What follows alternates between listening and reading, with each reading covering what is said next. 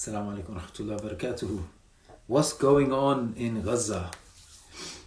Do we feel frustrated? Are we in a mindset of confusion, helplessness? Do we feel hopeless?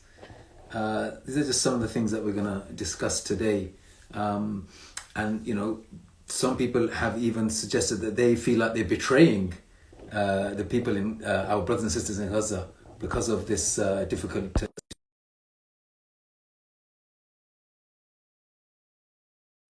with my good friend and fellow coach, Sister Katie Miranda, who should be able to join us any moment now, inshallah. Hey, assalamu alaikum. Assalamu alaikum, Brother Shehzad. Wa alaikum salam wa rahmatullahi wa barakatuhu. Sister Katie, how are you? Okay? Alhamdulillah. Thanks for having me. No, you're most welcome. You're most welcome. Alhamdulillah. Thank you for joining. Just to give people a little bit of backstory, Sister Katie reached out to me a couple of days ago, actually saying, "Hey, you know, would you like to do a live to discuss the ongoing situation, you know, in Palestine and specifically in Gaza?"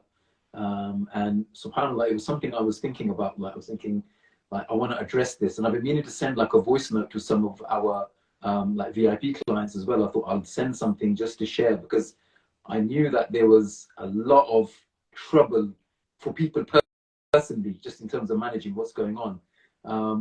But yeah, I'll hand over to you, Sister Katie, and inshallah you can kind of introduce the topic and what led you to want to reach out and have this discussion on this topic, inshallah. Sure, yeah. So I wanted to do this live because I know a lot of people around the world who are not in Palestine right now are really struggling with how to manage their lives while this is happening, while this genocide is happening. And so I just wanted to start out by getting your take on it, Brother Shehzad. Like, how are you managing your life? What are some self-care tips that you can share with people so they don't get too consumed and like depressed and feeling helpless about this situation? Yeah, absolutely. I think that is a very pertinent question. And you know, I was having a discussion with someone today, a very dear brother actually, mashallah, and he's very active. He's an activist in our local community here in Reading, and he was one of the key kind of brothers that were involved with arranging a march that we had, like a demonstration on the weekend. And you know, he said that he's actually finding it difficult to sleep and eat, you know, and we're hearing this a lot on, you know, on social media, and we're hearing, you know, our brothers and sisters are feeling really helpless. They're feeling hopeless, frustration, anger, you know, just a real cocktail of emotions, isn't it? And you know, I said to him, I said, brother, inshallah, I will address this in a live discussion that I have today, later on today. So alhamdulillah, I'm glad you asked that question. You know, I think that it's really important to focus on self-care, and I think that's what you know, that was the kind of the core message that you really wanted to try to discuss and get across to people when you reached out to me. Like, we've got to take care of ourselves. Like, you know, if we fill our own vessel, then we're in a better place to be able to give more to those around us. And that starts at home, doesn't it? With our family, with our children, our siblings, our parents, our spouse. Like, if we're on empty, if we're running on empty, you know, a car without any diesel or petrol is not going to get you very far, right? We're not going to be able to help anybody that way, least of all our kids, our families, you know. Absolutely. And assalamu alaikum to everyone that's joining, and please feel free to ask your questions as well. We want this to be interactive. We're keeping it very short today, but who knows, maybe we'll come on and have a further discussion, and in future we can get some of you guys to come on and speak as well, because I know this is a topic, this is so close, you know, to our hearts, right? And you know, we as Muslims, it goes without saying, I hate it when someone asks when you watch some of these interviews, right? And they always start with, "Oh, do you condemn the atrocity that happened on, you know, that was perpetrated, you know, by Hamas?" And I'm like, am I, if, you know, if I was answering that question, I would say, am I not a human being like you? Do I not have red blood running in my veins just like you? Like, why would you even ask me that question? Of course we condone that. We condone any, any innocent loss of life. Which barbaric human being would not condone something like that, right? So it just goes without saying that whatever's happening, any innocent life, especially women and children, right? Because we know in our religion how much significance has been placed upon safeguarding the lives of women and children, even in the form of jihad, even in the form of if you're on the battlefield. There is so much emphasis placed on even trees, preserving nature, right, in the midst of a battlefield. So how can we not feel sad and upset when there is, merciless killing going on, regardless of who the perpetrators are? So I just want to clarify that firstly. But in terms of self-care, like really, like, somebody may say to me, okay, Brother Shazad, yes, we're hearing, we're hearing things like that all the time. We're hearing people like yourself coming on and saying, oh, self-care, so, take care of yourself. Practically, what does that mean? And I know Sister Katie will give some really good tips as well. But, I would say, like, practical tips, it depends on the individual. There's no one glove that fits all, right? Now, for me personally, it's about feeding my mind with positive vibes, positive information, motivational kind of videos, and like listening and repeating things which get me centered, get me relaxed. Things like, for example, Alhamdulillah for another day. Alhamdulillah, I'm a Muslim. Alhamdulillah, I believe in Allah. Alhamdulillah, I'm thankful for the sun, the moon, the stars, the wind blowing in my face, the sense of touch, the sense of smell. And I have to do that as a daily ritual to really get myself in the right frame of mind, to start my day in the right way. Before I start consuming all of those images on social media and start reading some of the disturbing articles and blogs and all of those things, right? I've got to prioritize my mental well-being, right? I've got to get myself positive from the outset before I get, exposed to everything that's going on around me. The beauty of social media is that we know what's going on, right? The whole world knows what's going on. Believe me, the narrative is changing around the world. The narrative is changing, and social media has a big part to play with that. There is more sympathy now for the Palestinian cause, right, than what there's definitely in terms of my lifetime, from what I've seen, growing up, watching the news and mainstream news and all of those things. Even in mainstream news now, there's a lot of controversial stuff going on. So like here in the UK, there's some accusations being thrown at the BBC, for not terming Hamas as a terrorist organization, right? So there's a lot of things going on which normally I would never have imagined to have seen this type of discussion and this type of rhetoric.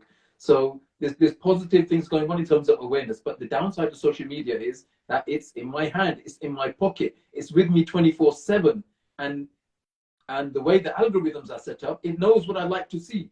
So if I'm exposing myself to a lot of graphic images, then that's the algorithms will make sure I get an overload of that. So be very careful how you start your day. Right? Like I said, for me, it's about feeding my mind with positive content, visualization, imagining positive things, thinking about my goals, the things that I want to achieve for myself, for my family, for my community, how I want to help humanity. I really get focused on that, because then everything I do then becomes like intentional. The work that I do, the posts that I do on social media in terms of my business, I've set my intention from the outset. So really start your day on the front foot.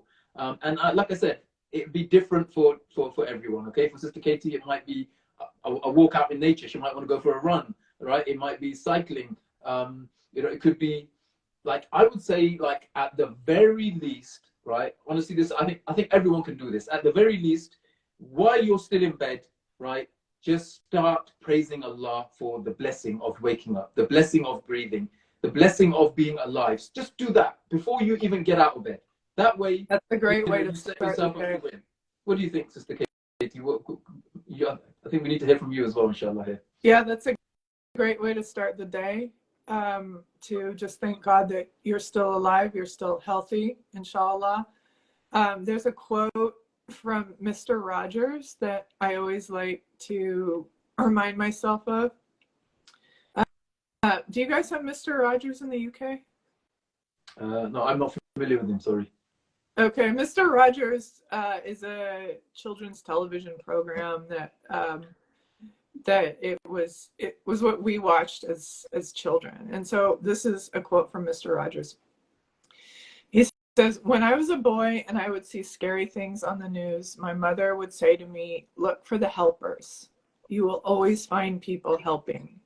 So in this kind of situation, in order to not let us fall into despair, like look to see who's helping, how they're helping, how you can be a part of that so that you can feel useful.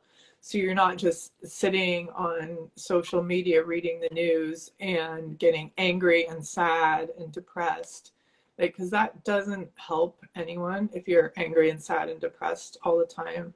What does help is if you can find, like, listen to your heart and what does your heart tell you to do in terms of how can you help somebody else, whether it's donating, whether it's sharing your own personal family story. Maybe you have family in Gaza or the West Bank to share their story. Maybe, you know, like the American organization Jewish Voice for Peace, they went and they occupied Congress a few days ago. I think that was fantastic. And, you know, I think we should honestly be doing that every day, going to Congress and protesting. I live on the other side of the country, so I can't do that. So I think it's about finding ways to make yourself useful, because sitting in depression and sadness, what you're doing is you're making it all about you. I'm sorry to say this. This may sound a little bit, you know, harsh, but we're not in Gaza. We're not experiencing all that. So if we're just sitting at home being depressed and angry, we're making it all about us. We're not figuring out how can we help somebody else, whether it's calling your Palestinian friends and getting back in touch with them and asking them how their families are doing, whether it's donating. There's all kinds of things that we can do to stay active. And when we're active, we're not stuck in our heads getting angry and depressed. So, Brother Shazad, tell us how, like, you have some young children at home. My son, he's 3 years old, so he's too little to talk about this issue with. But how are you talking about it with your kids? Yeah, that's a very good question. Before I address that, actually, I think it's very useful for our audience, and I'm sure there'll be lots of people watching the replay as well, for them to understand what your connection with that part of the world is, because, mashallah, I think the Palestinian cause is a cause that's very close to your heart. So maybe if you can just elaborate a little bit on that, in terms of, you know, like, what's your affinity with the Palestinian people? Sure, yeah.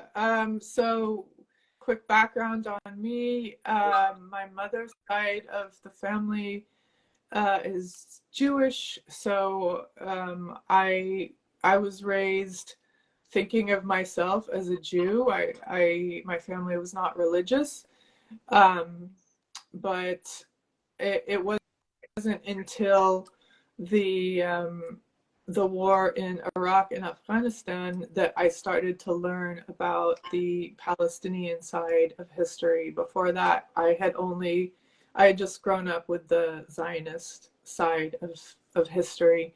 And, you know, that's what I learned from my society, my school.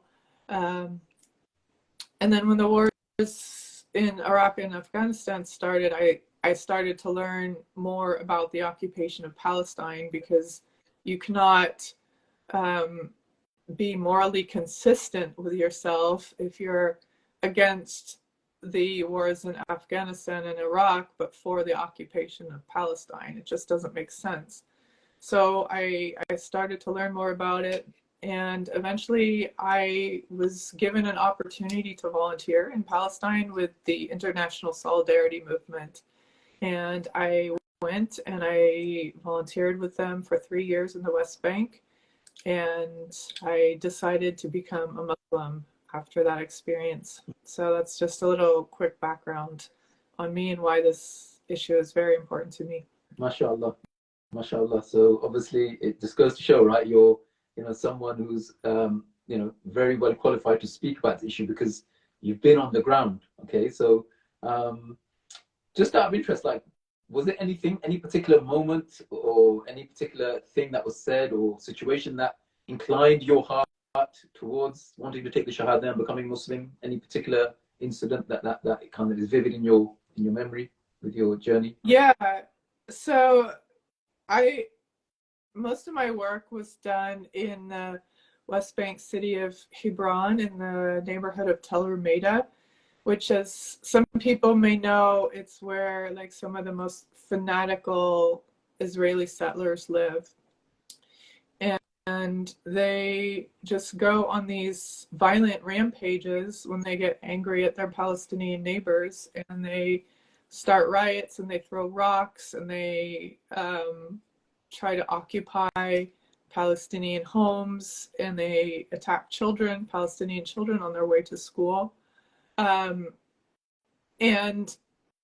honestly, like, the way the Palestinians responded to this, it was like they would just, we would see all these incidents of violence practically on a daily basis, and then sometimes we would get invited to a Palestinian home for lunch or dinner, and at the end of the day they would be saying like, Alhamdulillah, we still have food, Alhamdulillah, we still have our health, Alhamdulillah, we have our kids. And that was enough to sustain them through, this life of constant oppression and violence and dispossession of their land. And I thought, they have something that I don't. They have this faith. And that's really what started attracting me to Islam. Alhamdulillah. Alhamdulillah. It's just, what can you say? That's just so beautiful, right? And I mean, I just recently came back from Jerusalem as well. And some of the conversations that I had there, it's just so, for me personally, it was very, very, it was just quite heart touching. Like one word that kept being repeated a lot in some of the discussions that I had, especially with some of the shopkeepers, the people living in and around the Al-Aqsa Masjid, they would say, we are in Rabat, right? And I was like, what is this Rabat? What do you mean you're in Rabat? And, they would say that, do you know itikaf? Yeah, I said, yes, I know itikaf. Like, I sit itikaf in Ramadan for 10 days. They said, no, we are in itikaf until we die. Like, we will not leave Al-Aqsa. And some of these, and I'm sure you're aware of this, that some of these people, they are like offered like money, a green card to relocate to the US, just leave. We'll give you everything. We'll take care of all your needs. Just leave. The Israeli government have offered them everything. But these people will not leave. They said, we will not leave this place. Our forefathers were here. They struggled for us. We will not leave. And I'm not, making any judgment on anyone who does decide to leave, because obviously you have to take care of yourself and your family. And if it becomes unbearable for you to stay there, then you're permitted, right? But just their resolve. I mean, just listening to you, they just reminded me, of some of those conversations and their hospitality. Yeah. I mean, they are the, in my eyes, the Palestinians, they are the cream of the Arabs. I mean, the Arabs generally are very hospitable people, mashallah. But subhanallah, like the Palestinians, just their akhlaq, it's very heart touching, and there's so much to learn from these people, from their resolve and their etiquette and their mannerisms, and I think most importantly, above all, what you said, their reliance on Allah subhanahu wa ta'ala. and their gratitude. And it just ties in with what I said earlier about starting our day in the right way, yeah, so that we fill our own vessel first. These people are an example. They epitomize that. They glorify and thank Allah despite everything around them being completely against them. Atrocities, children being attacked, all of these things. This is like everyday behavior, and this has been happening for what, 70 plus years, 80 years, and people talk about, a few hundred being attacked by one side or the other. But the reality is that, Palestinian women and children and elderly people have been, massacred like en masse for almost a century, right? So it's just, how do you balance the whole this discussion about a particular atrocity that may have been committed, in Gaza, by Hamas, and compare that to almost a century's worth of, and I'm not trying to justify anything that happened. Like I said, I made that very clear at the beginning. Of course, we condemn anything, any kind of innocent loss of life, but their resolve, yeah, absolutely. I think it's just, it's so humbling, and you have to go there. Like, you have to go there to really experience it. And I'm so happy that you've been there, and you've actually been in the West Bank, and you've been, like really like on the ground with the settlers, in the camps, which is, that's where you meet the real people there. You meet the real Palestinians. So what was that charity that you're working with in Palestine? Like, how are they helping, and how can people connect with them? Yeah, so the charity that I'm affiliated with is IAC, International Aid Charity. Alhamdulillah, they've been doing great work all around the world. More recently, I went to Turkey to help with the relief effort there with the earthquake. Alhamdulillah, they're also getting support together and helping to mobilize people on the ground there in Gaza as well. At the moment, they're not necessarily able to actively deliver humanitarian aid at the moment because of the blockade, because of the siege. But alhamdulillah, they are actively fundraising at the moment. MashaAllah, there's many brothers and sisters here in the UK who are doing lots of events and lots of setting up fundraisers to kind of get the funds together, so that when the siege and the blockade is lifted, then subhanallah, that money can be utilized. I've also been partnering with Al Qulub Trust, which is a charity set up by it's founded by a very dear friend of mine, who set up the charity with a specific focus on the people of Gaza. This was back in 2020, 2021, during COVID. He lost some family members, and off the back of that, he started this charity initiative. And they've actually got people on the ground who have been delivering aid as we speak. So I've been helping them and trying to kind of raise awareness and do some fundraising for them as well.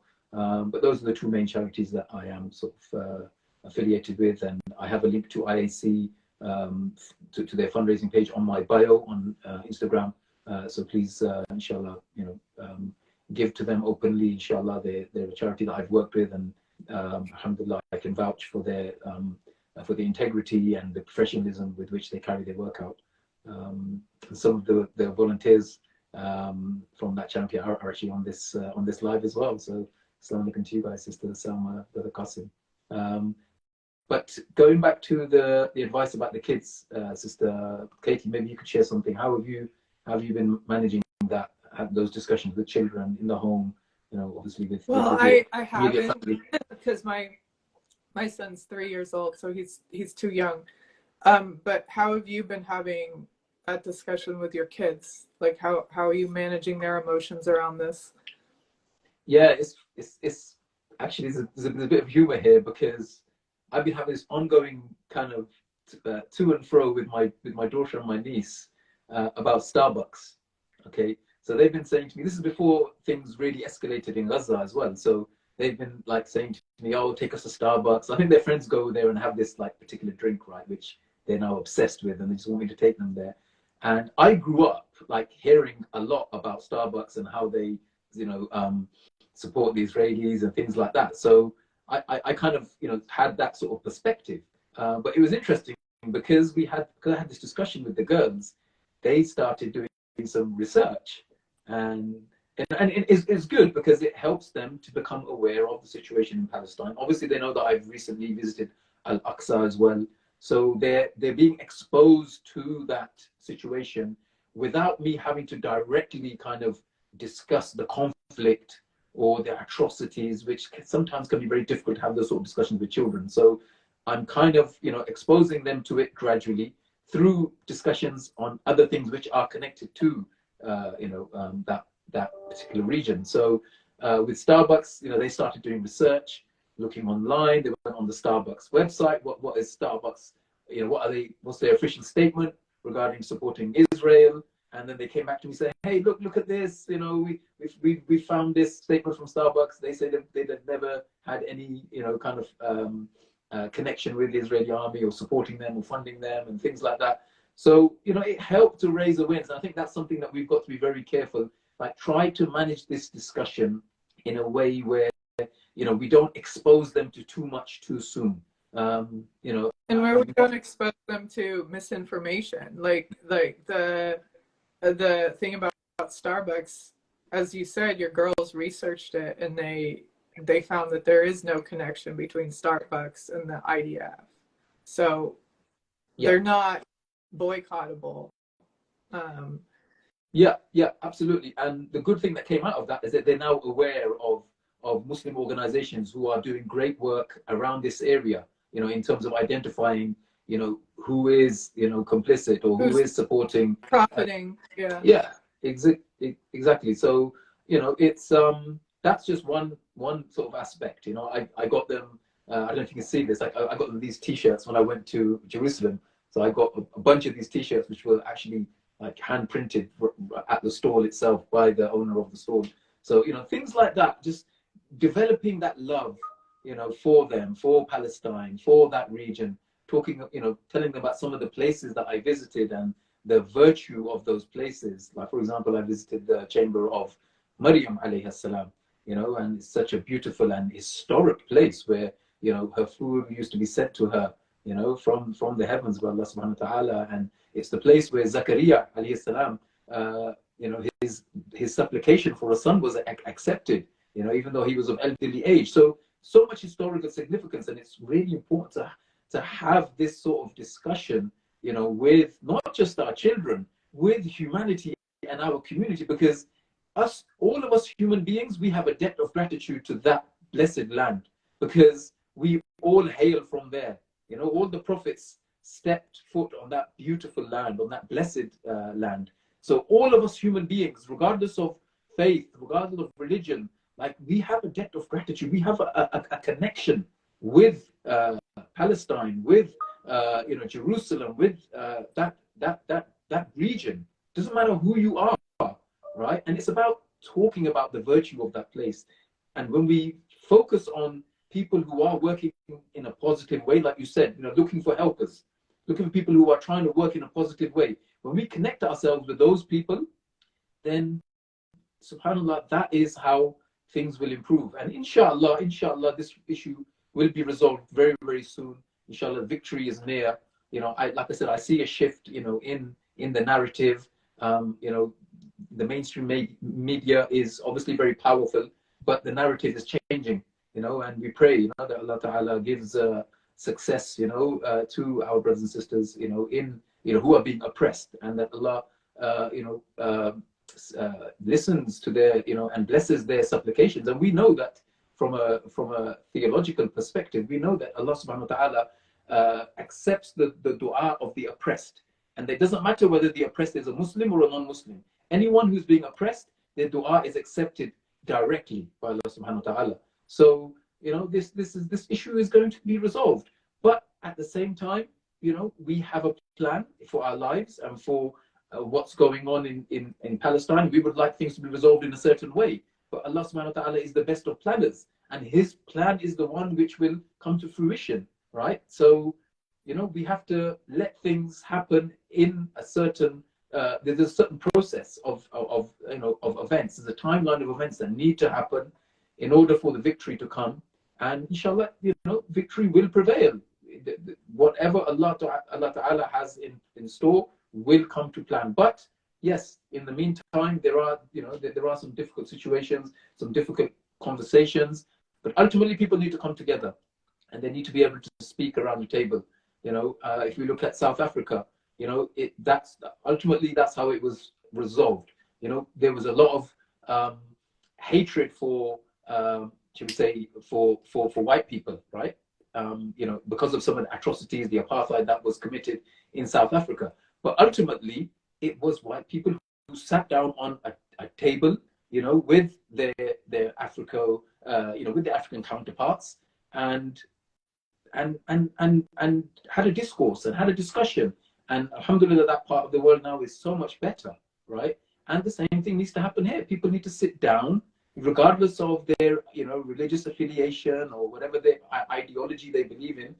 People have to sit down and talk, right? And this is how, inshallah, things can get better. But I think in terms of managing the conversations at home, it has to be, I think you have to drip feed, especially children, drip feed them, with stories about the virtue of that land, the significance of that land, how it's so important to all of us, Christians, Jewish people, Muslims, everyone, right? It's like that land is sacred, okay? There shouldn't be bombs being planted in that land. That land is holy. Like, how can anyone who has a shred of humanity or claims to be a religious person, if you're religious, you're meant to be a peaceful person.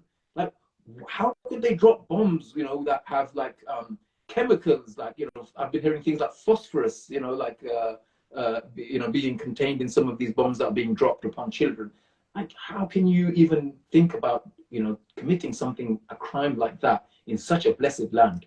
So this has to stop. And, like I said, Allah's plan will prevail. And, we just hope that, inshallah, things can be resolved in an amicable manner, that people can come around the table and talk. Thank you for having me, brother. I've got to jump off, but thank you for having me, and no problem. Thank you for your words. Assalamu alaikum. Walaikum salam. Thank you so much, Sister Katie. It was an honor to have you on, and thank you for suggesting this idea and proposing it. It was really nice, and hopefully we can, inshallah, repeat this again soon, inshallah. Okay. Assalamu alaikum. Alaikum salam wa rahmatullahi wa barakatuhu. And if anyone, inshallah, is having any difficulty with managing the situation, because obviously we're watching a lot of graphic stuff, right? And it can affect our mental well-being. So, inshallah, if anybody is having any difficulty, we're more than happy to, inshallah, offer you a free session where we can just help you to just manage your emotions better. This is a time where people need help, right? And regardless of what belief system people have, or what their cultural kind of affiliations are, like, if people need help, inshallah, we're here to help you and serve. But really take care of yourselves. Take care of your own mental well-being. Be very careful of what you watch, what you hear, what you see, because all of these things impact our heart, right? And we have to be able to fill our own vessel, right? What do they say in the when you fly in the airplanes? Put your oxygen mask on first, right? Then help others around you. Okay, so let's be people who are smart, who are concerned about our brothers and sisters. Like, if you feel guilty, if you feel like you're living in the West and you're betraying these people, believe me, you shouldn't feel like that. Wallahi, you should not feel like that, right? Because there's so much you can do, right? You just retweeting a post, you cannot imagine, right, what impact that can happen. Even if one person reads a post that you liked or you retweeted, right, and you and they benefit from that, okay, and they get some solace and they feel better, then the impact could be massive, okay? So really, just don't belittle what you can do. Many of you are living in first world countries. You have access, to technology. Okay, you can, contact your local authority and councillors and people in government, and you can. Alhamdulillah, we're very lucky. We live. Those of us in the UK, for example, we can rally, we can do demonstrations. There's many countries, even our own countries, where you're not allowed to speak up. You're not allowed to raise your voice. So we should be grateful for the blessings we have. Follow the processes in place. Do things properly. follow the legal discourse, the legal routes that we have, be active, but also we have to realize that futuh and openings, success comes from Allah subhanahu wa ta'ala. Okay, and we have to, and as a reminder for myself first and foremost, we have to return back to Allah subhanahu wa ta'ala. If you're praying 5 times, then start praying tahajjud. If you're praying tahajjud, then start praying extra nawafil, awabin, salatul duha, like increase, right? Increase. If you're doing activism, you're arranging events, then you need to increase that. Arrange more events. You can do more. Try to get more people who are of like-minded, regardless of which side of the fence or what religious beliefs they have. Bring them together. Like all of you all have gifts. You're good with technology. Use that to your advantage. Whatever skills you have, use it in a positive way. Stop feeling sorry for yourself, because you can do so much. So, going to demonstrations or organizing these things is not for everyone. Okay, some people, they like to go to the masjid and attend gatherings and make du'as, and that's really where the success lies. When we connect ourselves with the house of Allah, and when we connect ourselves with the book of Allah and the sunnah of the Prophet sallallahu alaihi wasallam, then inshallah things can change. Allah can change everything in the blink of an eye. But I have to change first. When I get better, then people around me will get better, and that will have a ripple effect on the community and the country and the whole world, right? So inshallah, reminding to myself first and foremost, let's try to increase what we're doing, and everyone, alhamdulillah, has a role to play. And this is not time for feeling sad or lonely or frustrated. It's a time to be proactive and be active, and be spiritually active, right? So alhamdulillah, I hope that this live was beneficial, and inshallah, please feel free to reach out if we can help you in any way. We're here to serve. Jazakumullahu khairan. Assalamu alaikum wa rahmatullahi wa barakatuhu. And please don't forget to support IAC. They're alhamdulillah, they're a charity doing great work on the ground, mashallah. And your money will go into the into the right hands. Alhamdulillah, the level of integrity and the level of transparency that I've seen with this charity is absolutely amazing. And inshallah, this is something that you can feel rest assured that inshallah you will get to the right hands. Assalamu alaikum wa rahmatullahi wa barakatuh.